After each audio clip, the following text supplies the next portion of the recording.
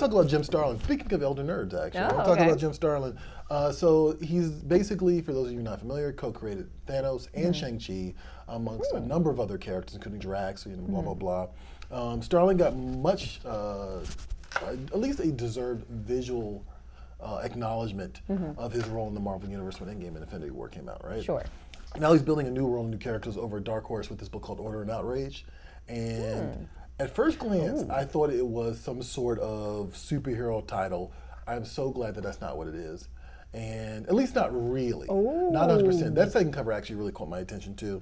It deals with gene manipulation in a not so distant reality. Yeah, gene manipulation. God. In a not so distant reality where it is really a luxury for the rich and denied to the poor.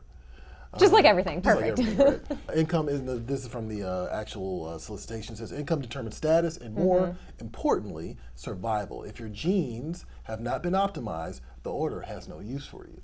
But in every totalitarian system lies the seeds of rebellion, independence, and outrage.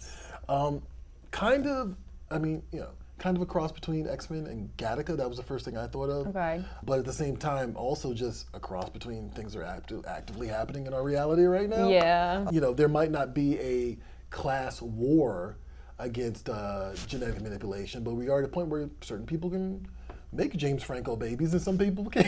Right? That was a hell of a comparison. I was trying to think of the actual right term. I was like, it's not genetically modified babies. There's another term for it. But babies in incubators, all that stuff. Yeah. Right? So yeah, I'm digging the sci-fi, maybe superhero angle. I'm still not sure if there is a superhero angle here. Just some of the visual elements kind of make me think that there might be. And it feels fresh. It could be too like the human superhero concept. Like think like Hunger Games, that kind of vibe. Right, yeah, right. Which is possible. I mean, there's also the thing too, it doesn't have to be capes and cows. It can be a whole different representation about that. It feels fresh, feels different. And I'm into it. I didn't expect to pick this week. Caught you by surprise? It caught me by surprise. I was like, this actually sounds really fascinating. 4 parts. And also got a shout out to Rags Morales, who's a DC guy, who's been known primarily for his work at DC. He's the artist on this as well. Check this out, Order and Outrage, #1 of 4 from Dark Horse Comics in your comic shop this week.